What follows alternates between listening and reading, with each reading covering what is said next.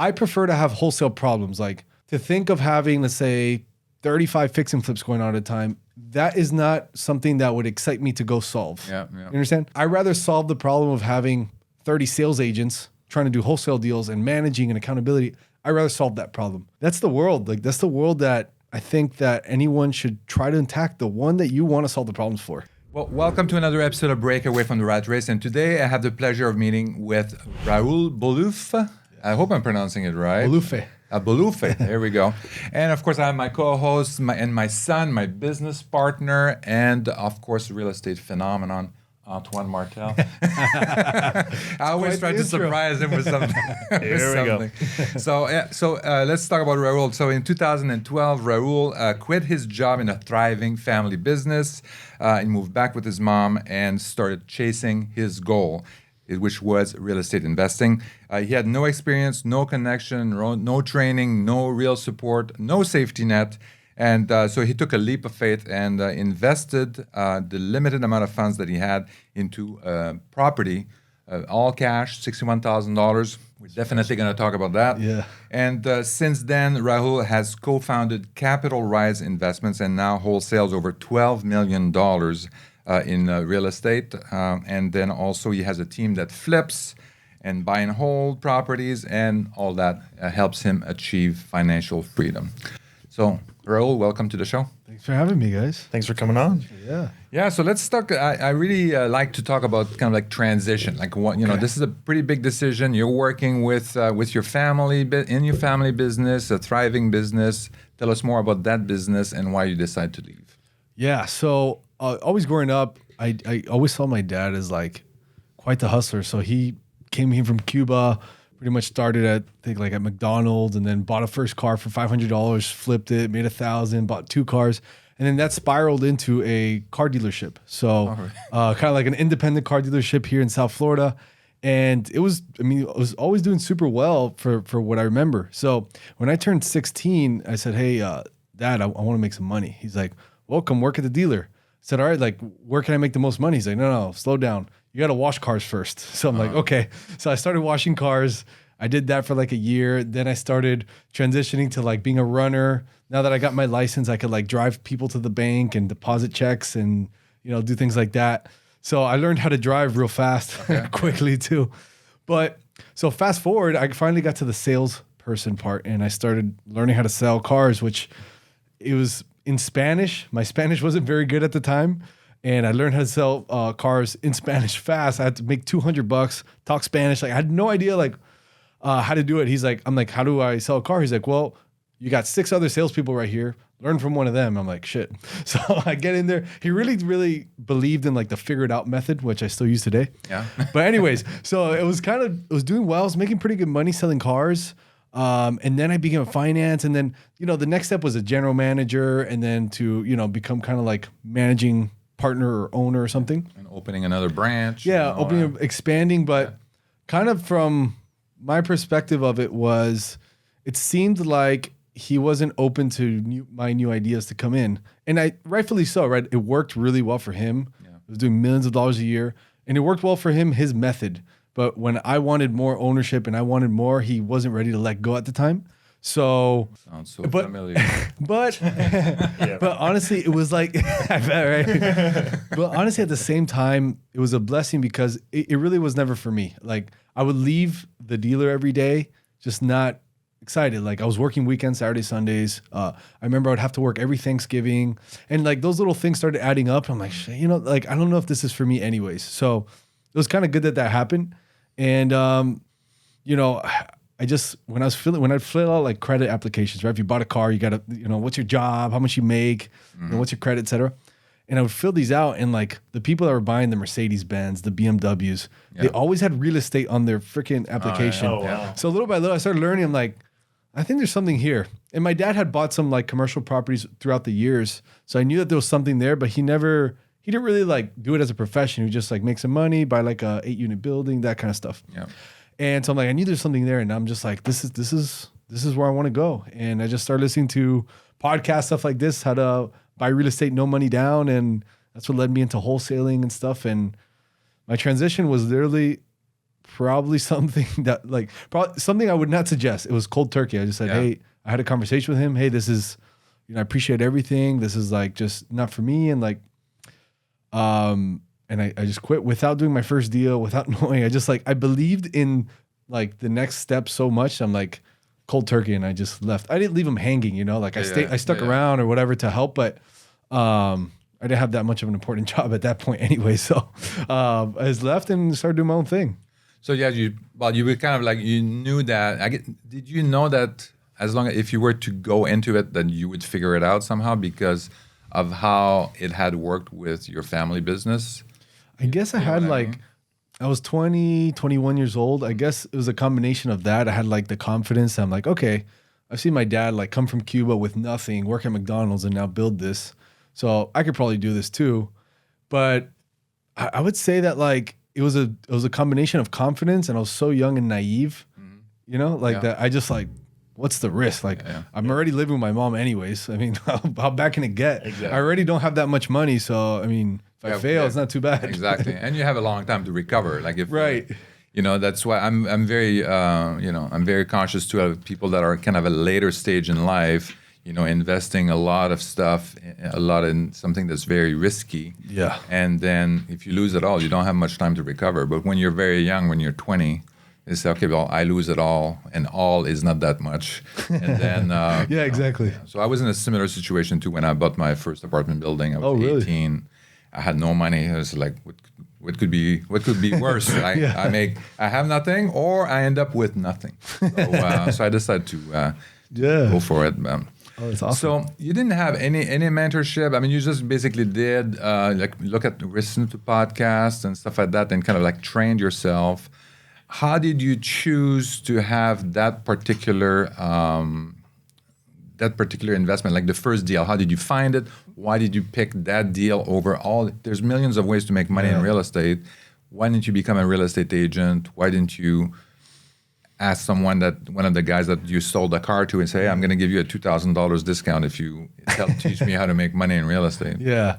So what happened was I started looking up podcasts, YouTube videos, like a lot of us do. And I came across Sean Terry, to Freedom, that whole thing, which, I feel like he's gotten a lot of people started, which is crazy.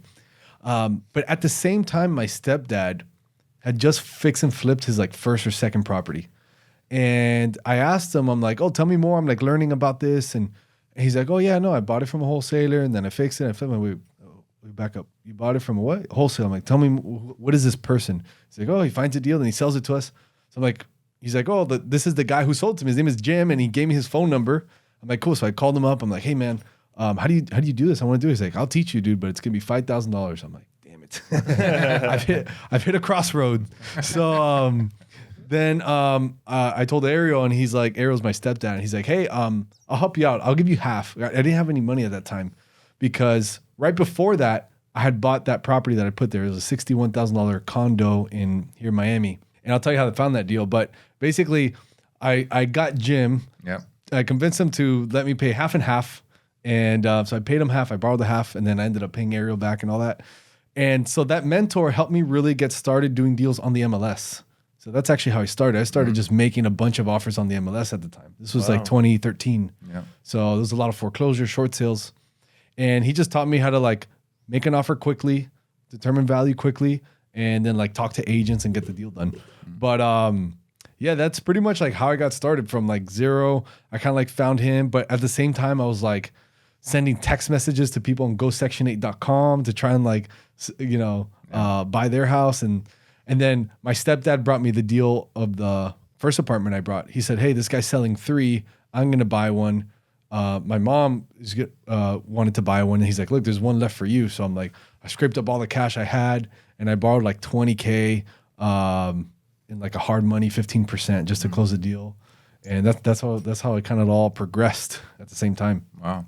And then you got the contract. So that's the nice thing because Ariel had basically the contractors and all of that, or was he a contractor himself? Or no, he was just starting at Fix and Flip. He was actually working at American Airlines, and he was just doing it on the side.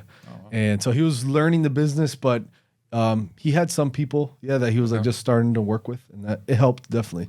How many deals did he do before you kind of like when you just kind of got the idea from him? How many flips did he do? I think that was his first or second flip that he was doing. Okay. Yeah, So, he's still learning. He was still learning. Yeah. Oh wow, that's cool. That's pretty cool. Yeah, it was good timing because I was like literally going all in this thing, and then he was learning as well. But at the same time, like he was already buying from a wholesaler because he was going to like real estate meetups, and so he found this wholesaler that got him the deal. So like everything kind of clicked. Yeah, I mean it took me 3 months to get my first deal, my first wholesale deal. Yeah. And just making offers on the MLS and texting on Go Section 8, and that was pretty much the transition. It was pretty interesting at the time. The reason I had no money to pay for the $5,000 mentorship was because I had saved up 40 grand from working since I was 16 till like 20, 21. Yeah. I was a good saver. I would live with my mom. I had nothing else to spend money on, so I saved up 40 grand, and this apartment was 61. Uh-huh. So then I put all the 40, and then I borrowed the 21 from hard money at 15% interest. Then I had like literally zero money. Yeah. And then I started getting into wholesale. This first property at the same time. Oh, so you didn't wait for it to sell it. No. You basically kind of went on and said it was actually a rental. The same. Okay. Yeah, I actually bought it as a rental. It was 60. Oh, you did. Oh, okay. Yeah, it was $61,000 apartment, and it rented for like $800 a month or $850. Oh wow. Okay. And it was in a good area that I was like familiar with. So I actually didn't know if it was a good deal or not. I just said, "Oh, my stepdad's buying one, my mom's buying one. Screw it, I'll buy one too." Like whatever. Like, follow the leader. Yeah. And that's kind of how it started. Okay. And during that same time, when she had that rental, then you said, "Okay, well let's do some wholesaling deal and stuff like that, and Section 8 and stuff like that." Yeah, exactly. Okay. So how did you find? So a lot of people, they can find deals and stuff like that. That's one component of it. And then once we talked about that the other day too, about kind of like how when I learned about wholesaling, it kind of blew my mind because I was just like, what? You can actually do that? You can actually put it under contract and then sell it to someone else, and reassign it to someone else and make money doing that. So that was pretty amazing. But the other component, so finding the deal is one thing, but then kind of like finding the buyer for that deal. So how did you find the buyers? How did you net? Oh yeah. So I'll give you the story of the first deal because I think it's like a picture-perfect example of someone who knew nothing what he was doing, like me, and kind of getting lucky, but being at the right place at the right time by taking the right actions. So what happened was the first deal I got was a wholesale deal I got. I was texting people, and then I got a hold of a property manager. He's like, I think the landlord that I work for, he would want to sell it. I'm like, okay, cool. Like, how much? He's like, I don't know. Just send your best offer. So I looked on Zillow. I saw that his estimate was 120. So I made him an offer for 60. And that's what I did. Literally. And this was Is that what Jim taught you, how to evaluate the deal? Yeah, literally. So then I sent him the contract. He's like, no, I need it in physically. I'm like, how? He's like, well, just send it by fax. So this is a 2013 fax deal. Could you do that? So I had to like freaking dust up my little fax machine in my mom's house. Like plugged it in. Fax machine. Yeah. Wow. It wasn't functional, but I got it to be functional. So I sent inside the record player next to the VHS. Yeah. So I faxed him the deal, and like an hour later, he faxed me back the contract at 61. So he scratched it up at 61. So whatever, I initialed it. Fine. We agreed at 61. I'm like, all right, this is cool. So, all right, now it's time to sell it. Let's find a buyer. And I listened to, I can't remember the name of this lady. She had like an online course, man, I can't remember, out of Tampa, teaching you how to find cash buyers using public records. Mm-hmm. So I found this on YouTube or something. And so this is what I did. I went on Zillow. I looked at the yellow dots near my house, right? I typed in my address, all the yellow dots. Click, click, click, and I would see some that looked beat up, but that sold for more than what I have it for. Mm-hmm. So I had it for 61. Then I saw one pretty close that sold for 75, and based on the picture on Zillow, it looked kind of beat up. So I put it in the public records in Miami-Dade County record, and I found the owner. It was an LLC. Yeah. So what I did was I just Googled that, and it ended up being a law office. It said like something law offices. So I Googled it, and a phone number came out. I'm like, all right, let me call. So I called. Oh my God. And then I called, and his name was Zachary, and he answered like an attorney. And to this day, I can never get an attorney to answer the damn phone. So this is why I know it was a little bit of luck here. So I called, he answered the phone, Zachary, I'm like, hey, I see you guys bought a deal here. Like I have one I'm selling. Are you interested? He said, oh yeah, let me get my partner on the phone. So he got his partner on the phone on a 3-way right there. And basically right then and there, he asked me about the property and we agreed for a $6,000 assignment fee. And that's how I found my buyer to do the first wholesale deal. And what's crazy is that I knew that there was something there because of how quickly they made a decision. Like I didn't know what I was doing. It was my first deal, but like intuitively, I'm like, these people, like, I don't know, they know what they're doing. So I took the time to go meet them in their office and they ended up buying like maybe 50 properties off of me within the next 2 years.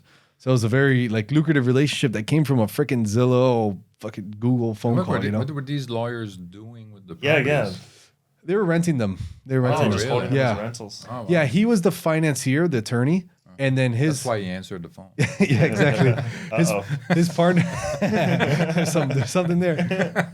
His partner was like the property manager, but he was also like he had a percentage in the deals. So that was pretty cool. That was like the way that, I found it. Really Well, yeah, I mean, if you can find a buyer like that just like is gonna go and swallow up like 50 deals or something like that, and that's pretty cool. It was like, that's what I'm saying. It was like a little luck, but at the same time, I was trying like, I'd quit my other job. So I was like doing 40, 50, 60 hours a week, watching YouTube, podcasts, and actually like applying the stuff. I think I got a little lucky, but at the same time, like if I never made that call, I never saw that video, I never applied it, it would have never happened. Well, exactly. I mean, the thing is that if you would have continued making more calls. If you had found one buyer that would buy like one property and you had more properties in the pipeline, you would have just kept calling. Oh yeah. And that's kind of the idea. You just have a long list of buyers, and then they're ready to go. So. Oh yeah, man, that's good. So what did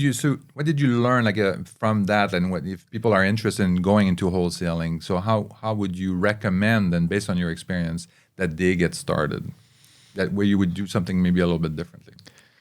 Yeah, so I would do something very similar. It's funny that I got my first deal through text back then, and now texting is a lot more popular. Back then it was like Google Voice, a free Google Voice account. I would have to, copy and paste 5 phone numbers in with commas and then send it. I could only do 5 at a time. There was like a little hack there, but honestly, if you're looking to get into wholesale, you have to understand that this is a game of marketing and sales. It's not so much of a game of real estate. The reason I say that is just to set the expectations straight. If somebody's looking to get into wholesale, it's absolutely a good business, but I would tell you that it's a business that you must talk to a lot of people and you must reach out to a lot of people. Yeah.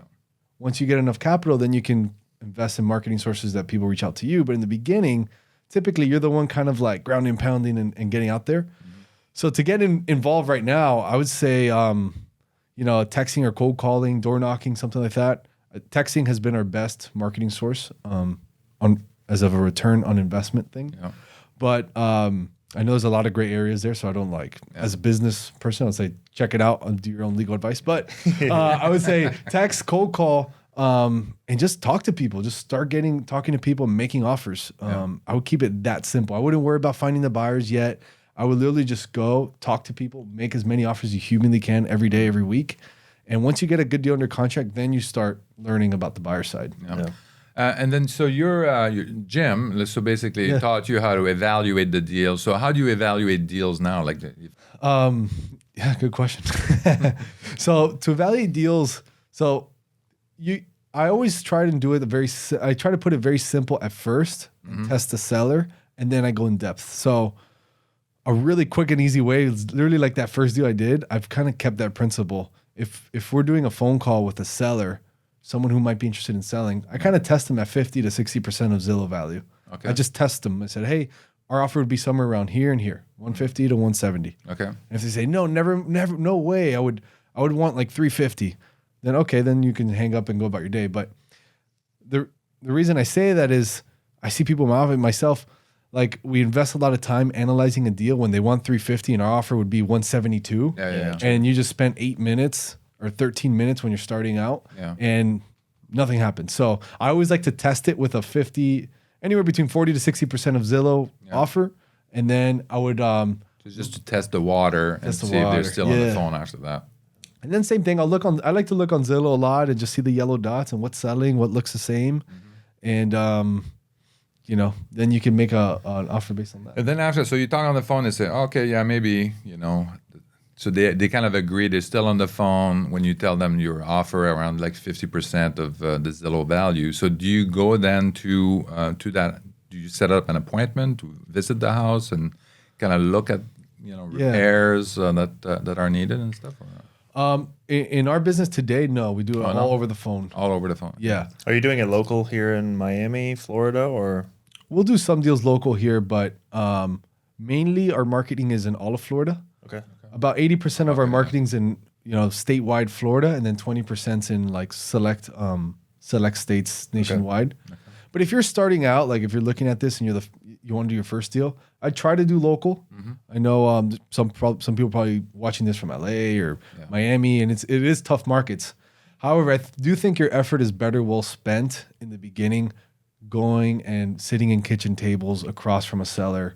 For sure. I just think you have a lot more grip of the system, and then you can do deals on the phone anywhere you want, but try to get that first one in person. But today in our business, no, we do everything over the phone. Have you guys ever tried the hybrid model, which is like the texting cold calling, which leads you to an in-person appointment? Have you guys ever tested that out? Yeah, for I would say probably for 9 months or so, we did it here in South Florida. Yeah. That we do texting, cold calling, and then going in-person appointments. And I get jitters just thinking about it. It was a lot of driving, a lot of sweating, a lot of smelly kitchens. And one day I got so frustrated because each rep was going about 10 appointments a week. That was our quota, right? 10 or more. So it was like the 11th appointment of the week. It was Friday. I was driving from like Pompano, which is from here, probably like 45 minutes away. Mm-hmm. Then I had to go to Homestead, which is like from Pompano, it's like maybe an hour and a half away. Yeah. I had gone on 11 appointments. I hadn't gotten a contract signed that week. I was driving on the I-95 in traffic, and I literally like started to get like this anxious breakdown. Mm-hmm. I don't know what it was. I think it was just like I was so pissed at myself.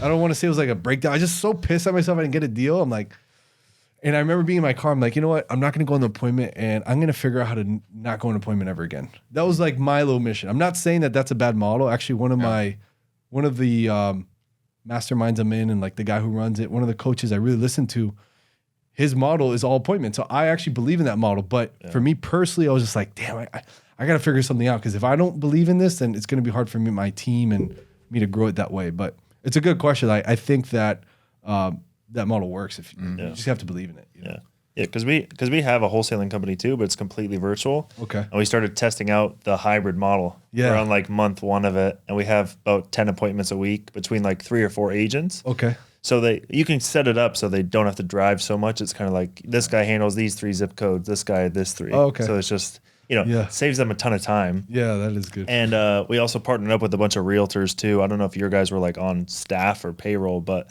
we partnered up with realtors as well. So, hey, here's a contract, go walk the house. If you get it signed for our wholesaling company, we'll pay you a fee. Because a lot of things, like you're 50 to 60% Zillow, like there's a ton of people that are like, no, I want 80 to 90% of this estimate. Oof, of course. Okay, we'll list it for you. Yeah. Like now we have the ability to like make, no matter what they say, we have the ability to make money, like making a revenue generating event. So we're testing it out. We're on month 1 of like having realtors go, partnering up with them. Hey, here's the deal. It goes rocket offer direction, our wholesaling direction. We get this. You want to list it, you get that kind of fee. So kind of like splitting it up.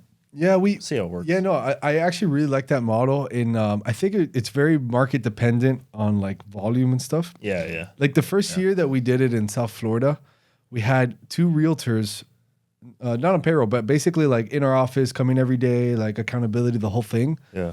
And same thing, right? Like if the appointment was 80, 90% that they wanted, we'd send the realtor. I think the first year we got like 19 listings or something. And I don't know anything about listings. Like until this day, I don't know anything. I'm not licensed. I'm not a broker. Yeah.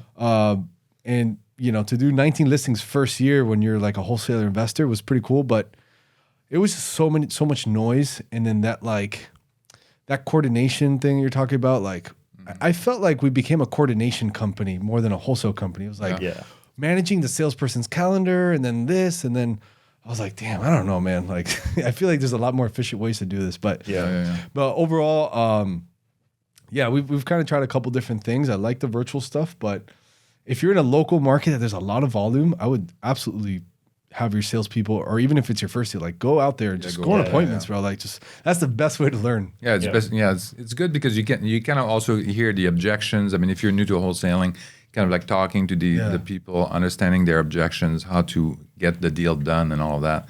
And then once you do a few of those, I mean, you figure out, okay, what's the script here? Well, how do I answer to these questions and all that? And then you can train other people, and then you multiply yourself after that. Yeah, no, it's awesome. I mean, you'll never learn faster than like sitting face to face, you know, with like husband and wife, you know, across the kitchen table. Both of them crying because they're they're losing their home. The food's cooking in the background. It's like, it doesn't smell good. Oh, sweaty. The AC stopped working and the house beat up.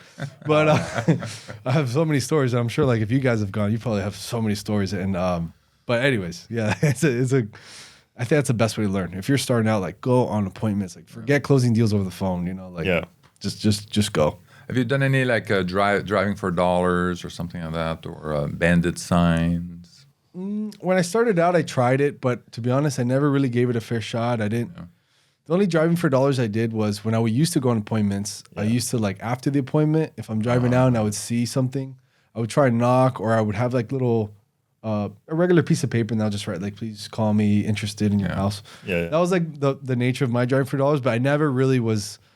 Gave it a fair shot. I know people are crushing it and stuff, but wasn't never my thing. To me, it was good because you kind of know the different neighborhoods. You know, kind of like when you're driving around, you see there's a lot of renovations in this house. There's a lot of this going on. So you kind of know then kind of like what's going on if it's an up and coming neighborhood.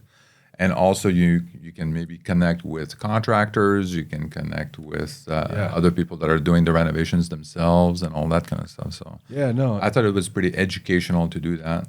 Definitely. And we actually had made like door hangers so that you kind of, if you knock and then if they're not there, you put something on the door handle, you know, and so that was kind of cute. It never worked. It worked. Right? I did get a phone call, but it was from a guy that told me to stop doing that. Exactly. That's how it always goes. Yeah, that's how it always I'm going to sue you.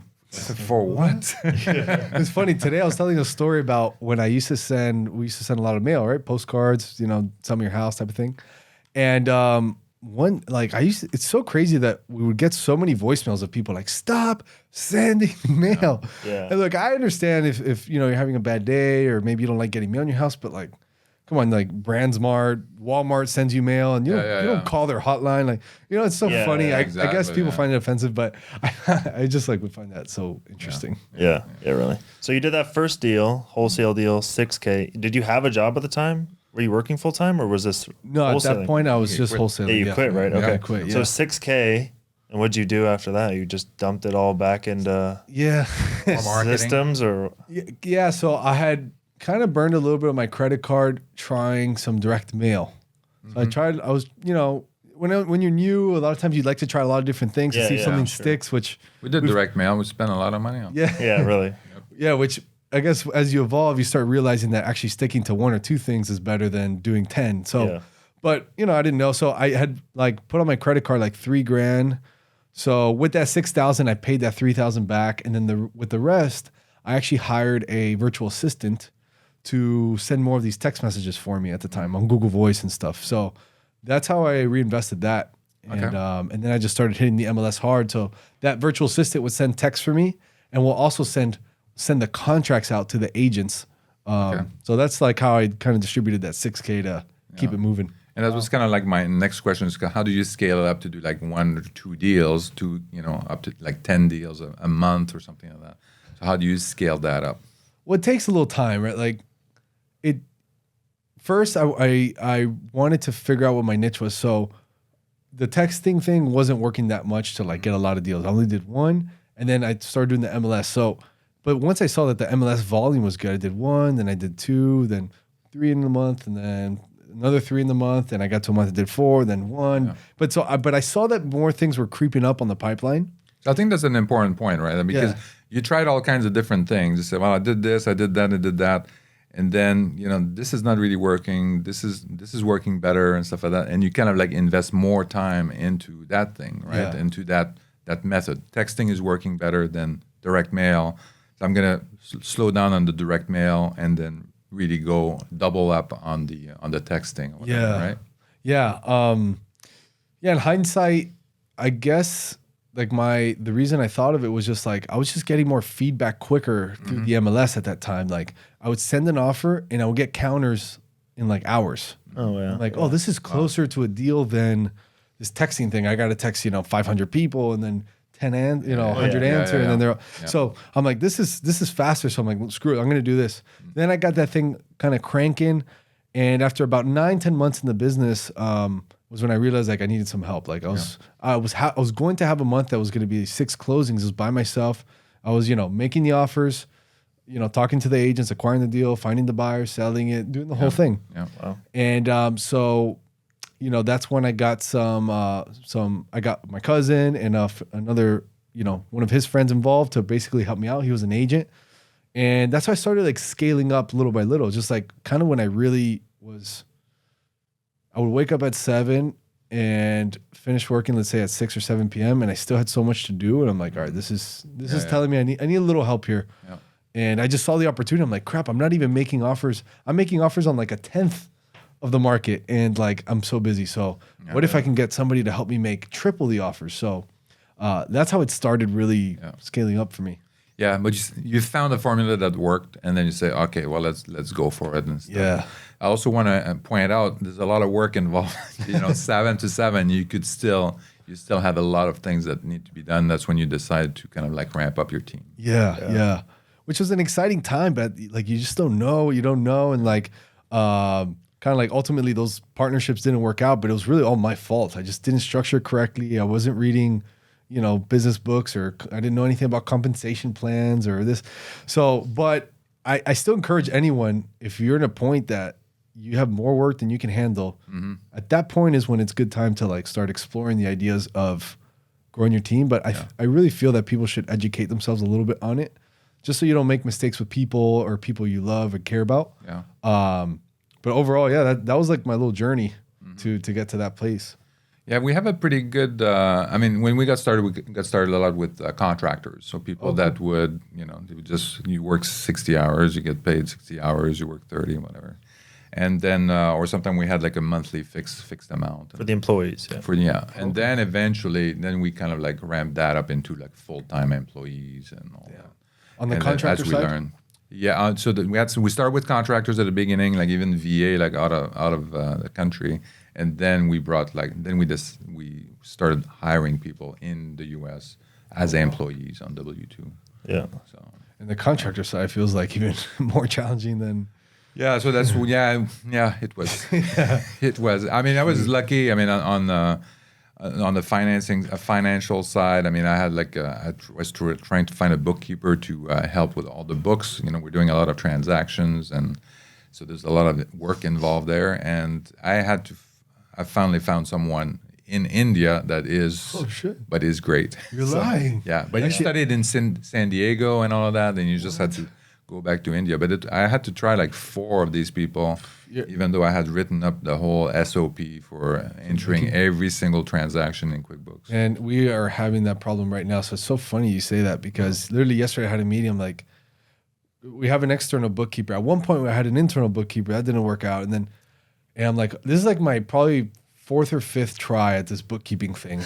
And I'm like, okay, we're going to need someone like in here, maybe 40 hours a week that like wants to learn this thing, because this is hard. I swear, that's like one of those things that are not there. It's the unsexy part of business, but if you don't have good books, you can't make good decisions. So, it's good you said this. I actually want to pick your brain offline about that. Yeah, absolutely. Yeah, we can help with that. Yeah. I'm in that mess right now. So, yeah, because you want to. So that's a good point again, because I think you build your team, and that helps you kind of focus on the business, focus on what's important, or what he's good at.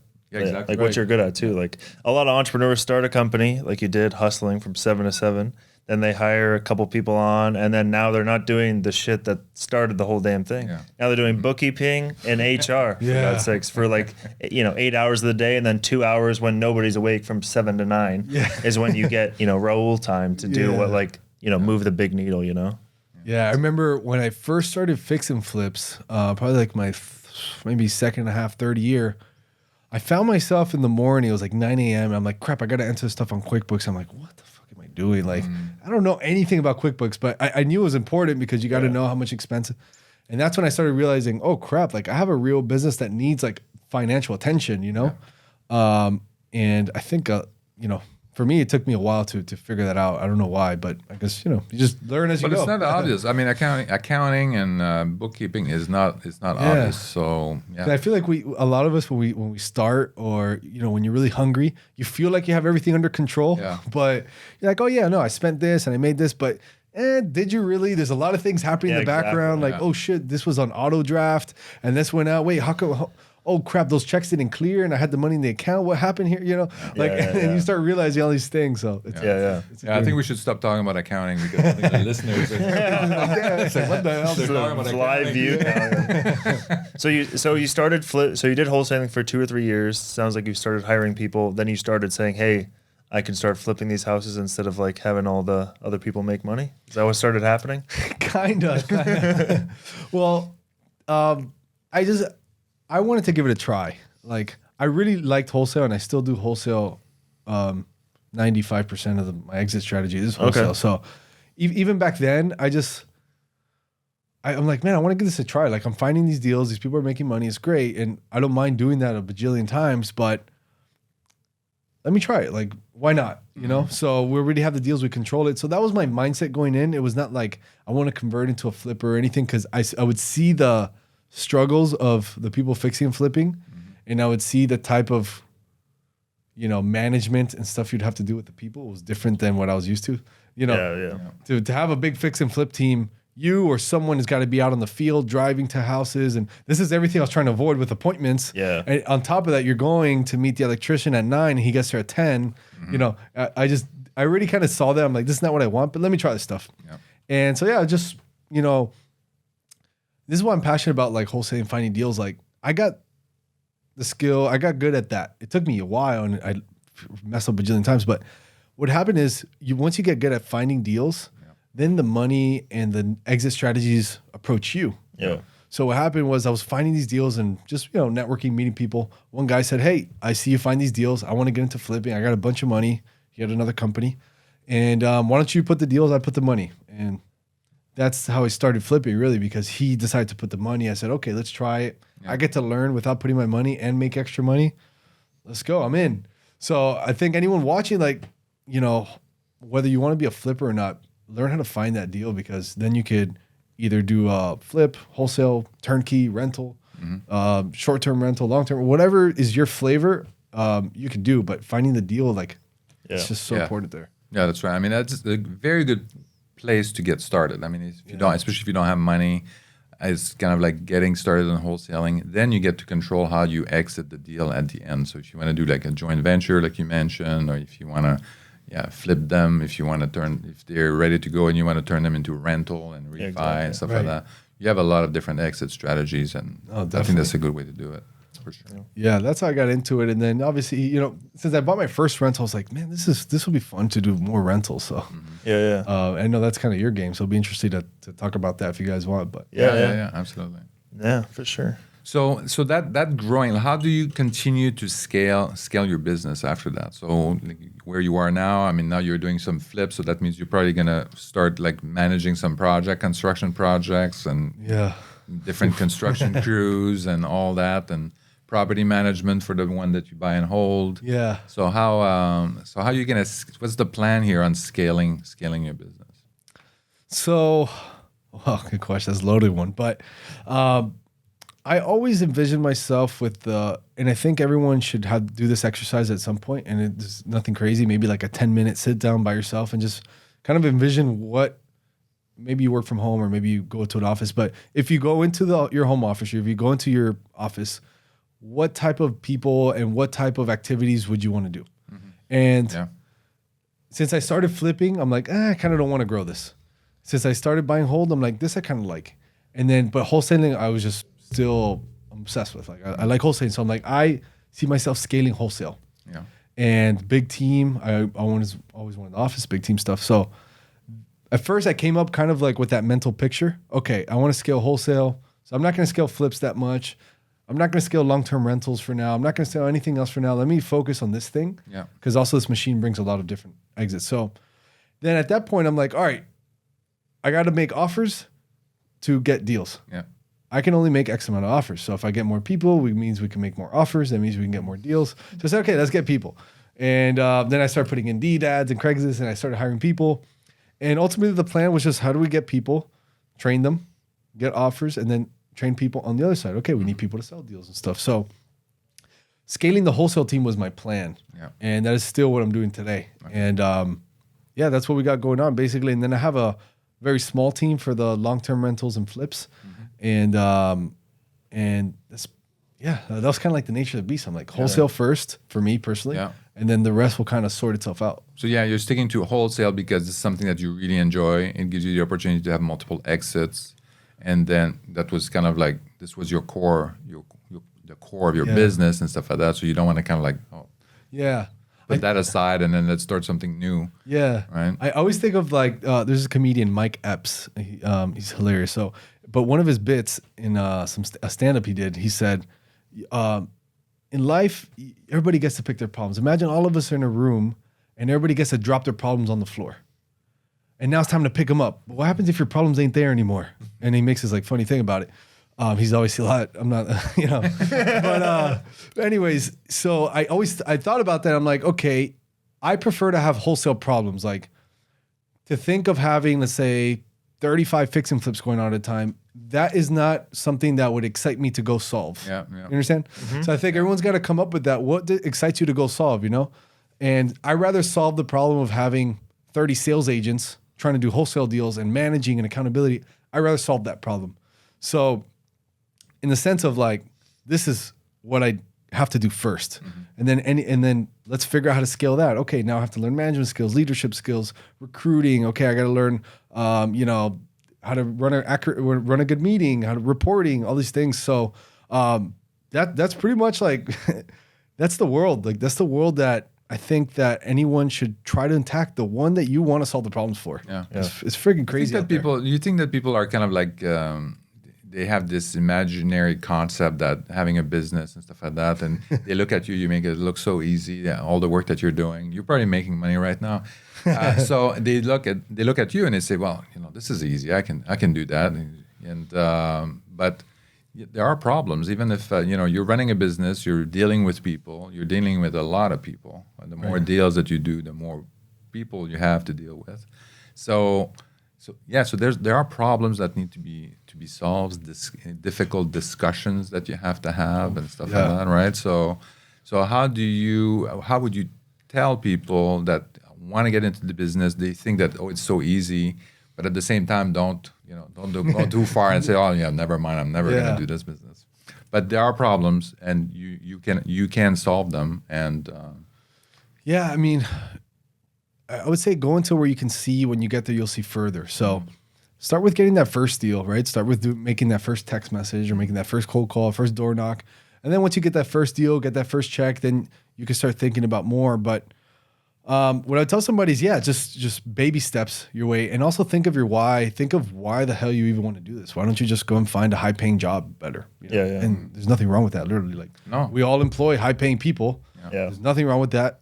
And you just have to really think about, why would I want to take on a certain amount of headaches in whatever business you want? And what are you doing it for? And then just take baby steps. What's that first thing you got to do? Go do it.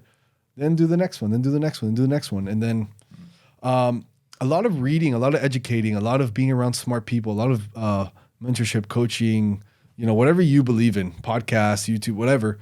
I would tell people that, that has to attribute probably, if not 80% of my success, something really close, because we can't figure this all out by ourselves, right? And someone's probably laid out the path we're all trying to achieve, whether it's wholesale, flips, rentals, turnkey. Like someone's kind of done it, right? Maybe you're doing it a little different. Maybe you have your own spin to it, but someone's solved these problems. And go and talk to these people, right? A lot of times they're approachable if you go to the right events, if you go to meetups. So, I would tell people, take the first step. When you get there, you'll see further. And be around smart people, learn what the next steps are, like learn what mistakes people have made, read, educate yourself, and just keep going, keep trucking along little by little. And at some point you're gonna be like, crap, I've done more than I thought. And now all of a sudden, you just got to take another step to do a little bit more than you thought again. Yeah. And then it compounds like that. So what do you think, like, critical skills or skills that are essential for someone to go into wholesaling? Oh, good question. Communication skills.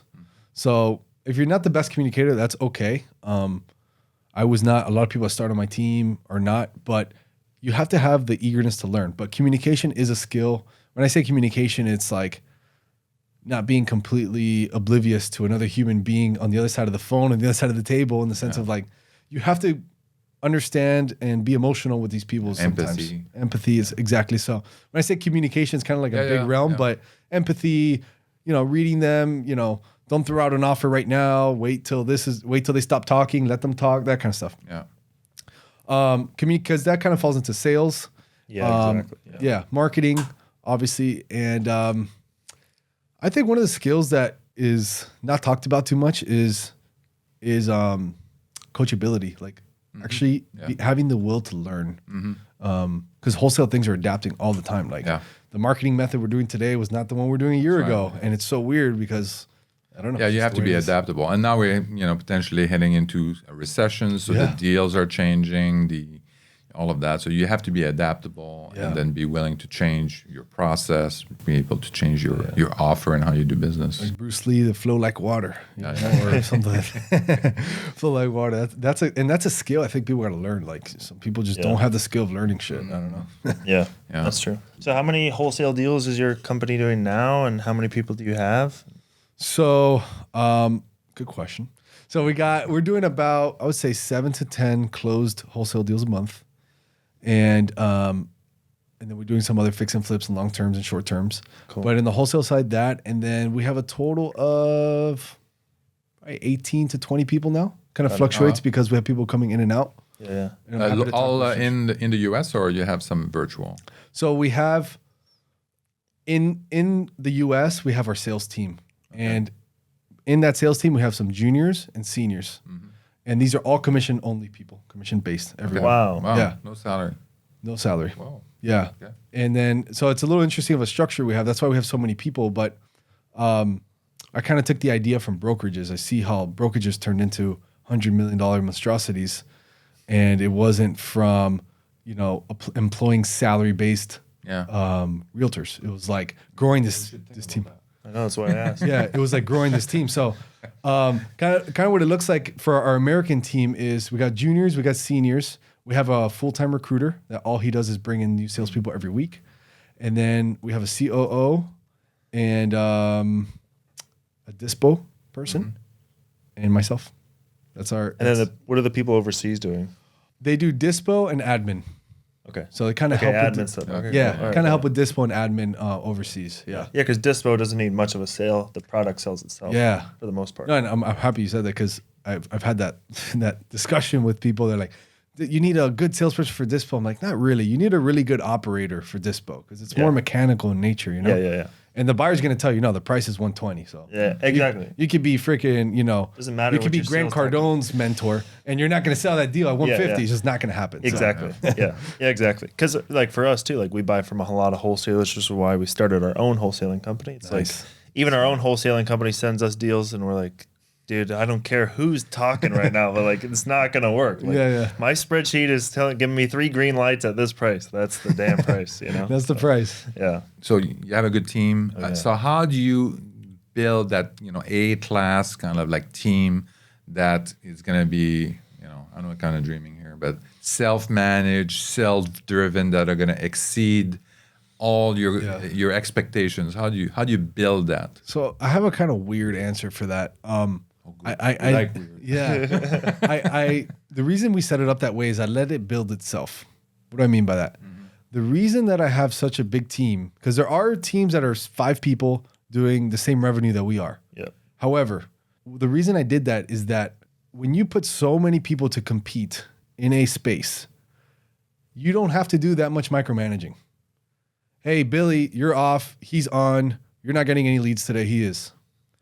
That's all we got to do. And then the team builds itself.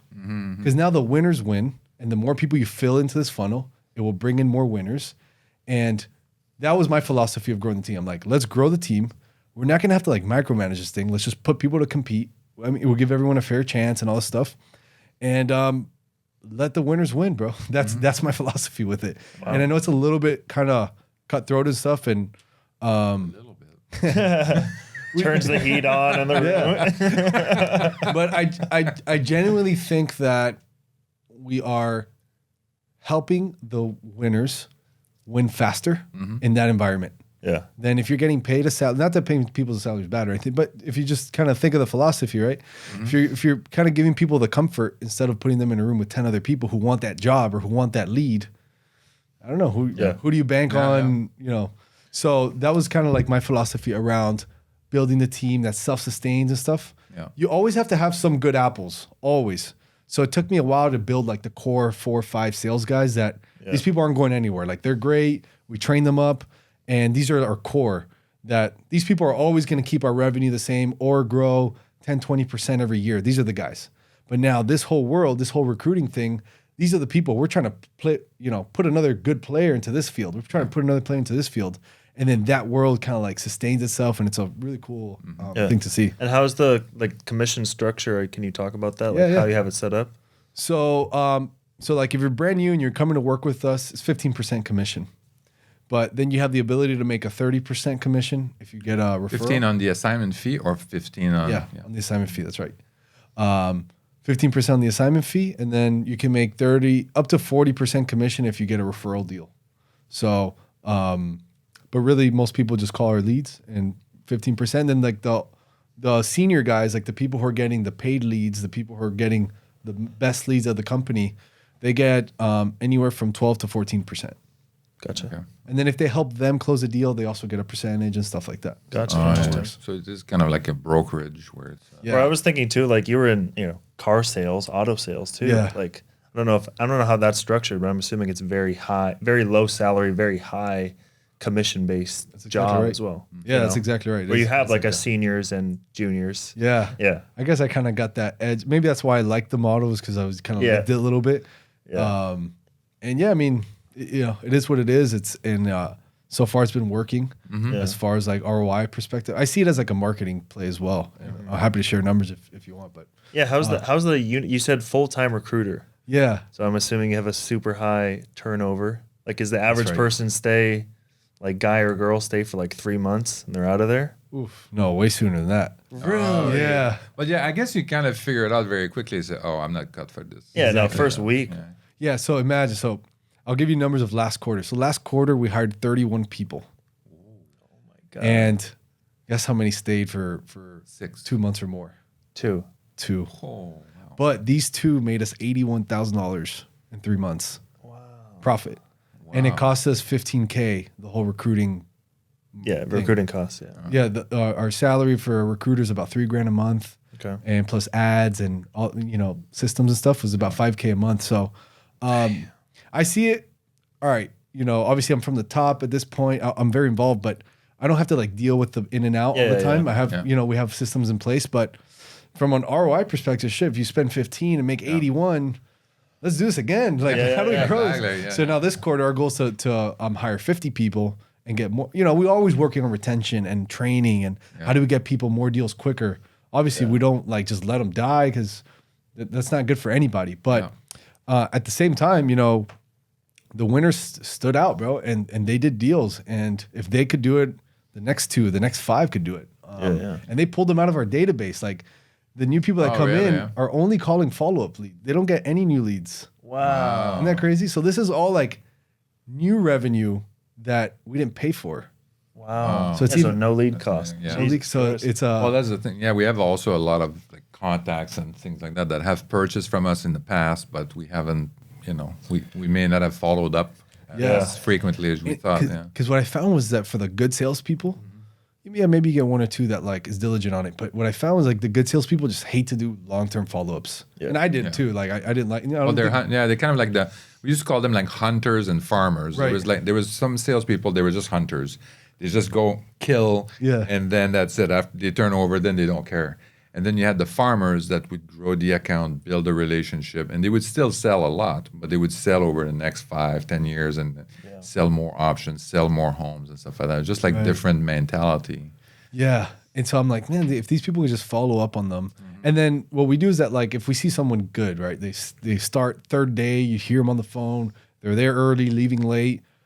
We might just start kind of like nudging this person and like give them a little bit special treatment because they deserve it. Yeah. And we'll start giving them a lead here or there. Yeah, I was wondering about that because there are some people that are kind of like on the edge, Right? And they say, and you, with a little bit of encouragement, say, yeah, you're on the right track. Don't get discouraged, and then stay with it. You're gonna get there. Or a little bit of different training. Handling this objection. This objection, you said this. Like change it up to this. You know. Yeah, I like to try to take me and my COO. We try and like give some special treatment to the people who are showing special treatment to the company, right? Like if you're showing up early, you're showing leadership tendencies, you're calling the leads, you're hitting all your numbers.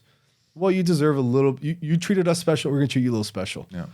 So either we take you to lunch, or maybe we pull you aside for 15 minutes and just talk to you, and things like that. And unfortunately, it's kind of like, I don't want to say, unfair or unbiased treatment, but honestly, in the sales world, like the people who are standing out, you got to feed the hot hand, If Steph Curry's shooting 67%, you're not going to give it to Clay. You know what I'm saying? Like, give it to Steph, bro. Clay, I'm sorry, but this guy, even if you get to 40%, we're winning by 30 points. So that's how I see that sales team. Yeah. And are all these people that you're hiring coming to one central location? Yeah. Okay. And you're having an office. So are you thinking too, like, office space wise? Yeah. Like, now you got to think like, all right, let's say if you wanted to really scale it up, like you're hiring 30 people per quarter, right? Yeah, right. Now you want to scale that to like 100. Right. Now do you have to be like, damn, I got to like get a new office to like have all of this ups and downs of, ebbs and flows of the total employee count? So that is on my mind, and that's a really good point. So in our office, we could really only fit probably like 20 salespeople comfortably. Now we're having people like in the conference room. It's a little uncomfortable.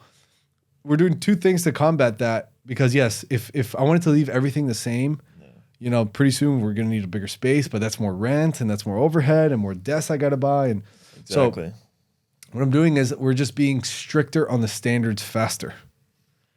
And honestly, I wish I would have done this before because I don't want to waste anybody's time, right? It's a commission-based job. That's hard enough. But I don't want to let you sit in the office for a month knowing that you're not going to get a deal. Let's be real, right? You didn't hit your numbers, you don't get it, whatever. So like we're trying to cut people or have them leave on their own. When I say cut in a nice way, obviously like, hey, I don't think it's a good fit. So okay, some people cut, like, what the fuck? My card doesn't work. Yeah. I can't get in the building today. Let me send an email. Oh, what? No, like nicely have a conversation like, hey, I don't know if this. So what we're doing is that we're trying to we made our standards a little bit more strict. We still want to hire 30 or 50 or 100, but people will leave sooner so we can kind of maintain the best 20, the best 25 at all times. How does the onboarding work on that? Because now you have 30 people showing up in the office. So you have like trainers and stuff like that? Or how long is the training and how does that work? That's a good question. And it's still messy, I'm not going to lie. Like we've been doing this probably for 9 months, this model. And, I think onboarding is one of those things that's so freaking hard to dial in like 100%. Yeah. But anyways, our method, what it is so our recruiter, he's responsible for the first 7 days of these humans when they come in. Humans. So these specimens. I remember one time I was signing a closing doc and it said specimen signature. I'm like, specimen signature? That's always stuck with me. But so he's responsible for the first 7 days and he's compensated for it. So like if they stay for 7 days, he gets a bonus. So he wants them to stay, but he's also responsible for them to be trained and for them to hit their numbers. So when they come in day one, he has like a meeting with them. They all start on Mondays in the morning in the same time. So he has like a little meeting. Here's what's going to happen. Here's a handbook. Learn this, learn that. And then they instantly grab a buddy. He assigns them to a buddy. So another training buddy or somebody that actually has experience? Yeah, someone that has experience. Okay. Yeah. So they sit next to them for, I want to say maybe 1 to 2 hours, just sitting next to them, watching them work the CRM, dial, talk to leads, go through the script, the whole thing. And then after those 2 hours, a little meeting. Hey, any questions? No? Okay, now it's time for you to get on the phones. Okay. And On day one? on day one. On day one. Yeah. Wow. Because remember the method I was taking, like I want them out Yeah. or in soon. Like I either want them super bought into our company and what we do, or I want them to leave peacefully on their own. You know, I prefer not to fire. Like we actually don't fire that many people. A lot of people just leave when it's like, hey, you didn't get here on time. If we tell you that 3 times, oh, and you didn't hit your contacts, and you didn't do enough dials. If we tell you that 3 times, like, hey, you know, you sure you want to come back tomorrow? I'm gonna tell you again. So, anyways, so they sit and day one they do that. But how it works is that there's a training in the morning and a training in the afternoon. And then also the recruiter, he's kind of like walking around all day, making sure that they have all the resources they need to like do what they got to do. Damn. So you monitor their activities and make sure that they do the calls. They do Correct. Okay. Yeah, daily. Like we use a Mojo dialer. So the Mojo dialer, like it monitors it for us. So we just get that report and see like, okay, the standard is 100. He did 80. Okay, we're going to have to talk to him. Got it. These people did 100. So like that. Is it a single dialer or a auto dialer? Triple dialer. Yeah. Triple dialer. And the goal is 100 per person per day? The goal is we do it by contacts. So the goal is 40 contacts a day. Because we used to do dials and we used to do talk time. I still think talk time is very important, but we just started seeing like, I think the more people they contact, the more success they can have. Got it. So, so they need to talk to 40 people a day. Yeah. Okay. 40 of people that were, you know, who they said they were. Yeah. Yeah. Okay. Yeah. Confirmed contacts. Confirmed contacts. Yeah. Yeah. Okay. Which is still like a little messy in itself, but overall, like it works. Yeah. Interesting. What do you use in terms of systems? Do you use like CRM or and what CRM is that? Yeah. So we use Mojo for dialing, and this is mainly everyone in the company has access to a Mojo, even our senior salespeople. Okay. So like Mojo. We use Mojo for dialing. We use Salesforce for CRM. Yeah. And then we use Google Sheets for some stuff. And HelloSign for contracts. Okay, yeah. Good. I think that's it. You guys use Zapier to connect all those? Oh, yeah. Correct. Zapier to connect some integrations and stuff. Okay. There might be some other little ones I'm thinking about, but I would say those are like the main ones. Yeah. What about your COO? How did you find your COO and, you know? Were they your best salesperson? Yeah. No, well... So funny. So Lewis is my COO.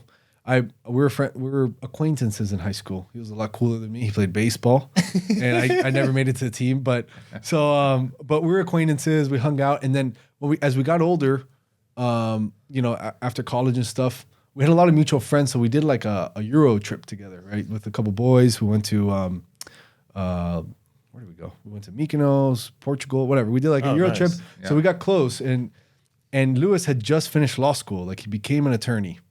And I had a falling out with my previous, you know, general manager, let's say. Mm-hmm. So I was alone. I was working it. It was fine. But, you know, I'm always that person that I like to, you know, do this and bounce off ideas and like, hey, you go crush this and let me go crush that and let's do it together, things like that. So I've always been that guy. And Lewis called me one day. He's like, man, I'm working for this venture firm, like doing legal work, and I really don't like it. I'm putting in my 2 weeks notice, and I'm going to see what other firm I work for or something like that. She's like, oh, like in these 2 weeks, like, can I just come hang out in the office? Like, I need to get some work done, whatever. So he came, hung out, kind of just was a fly on the wall. Yeah. And after 2 weeks, he sent me an email with like a PowerPoint presentation of like how to grow the business or something. So then I'm like, oh, this is cool. And I'm like, Lewis, like, we're friends. I don't know if I want to work with a friend. So he made a contract. He was an attorney, right? So he made a freaking contract. I'm like, Lewis, I'm not going to, it was like 10 pages. I'm like, I'm not going to read this. So he's like, okay, fine. And the next day he sent me a 1-pager. I'm like, all right, this I'll read. So I read it. And basically it was like a 3-month agreement. And like, if he hits this and I hit this, like then we could say, and yeah, that's kind of how I found the COO. And damn, you know, how it worked was. The CEO found you basically. Yeah, basically, which was pretty cool. And what I liked about it was that he didn't come with the mindset of like, I'm starting at the top. No, like he did sales. He made offers on the MLS. He did cold calling for like 2 months. He did he went in-person appointments. Then he did dispositions. Like it took him like months. And which I think is like how any COO should kind of like be in your business. You need like to know everything. They got to know a little bit of everything. And they don't have to be like masters, but they got to know. Yeah. So that's how I found him. Wow. It's been interesting ever since, you know. So that's awesome. Yeah, that's amazing. And it's tough to find good partners and to keep a relationship. But it's worked so far. It's been 4 years working together, and it's been good. Yeah. Where do you see yourself going? What's next? Keep scaling up wholesaling. Anything else big? I know there's a lot of stuff changing in the real estate world.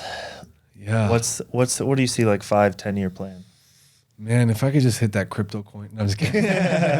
No, so look, I like real estate and I like wholesaling.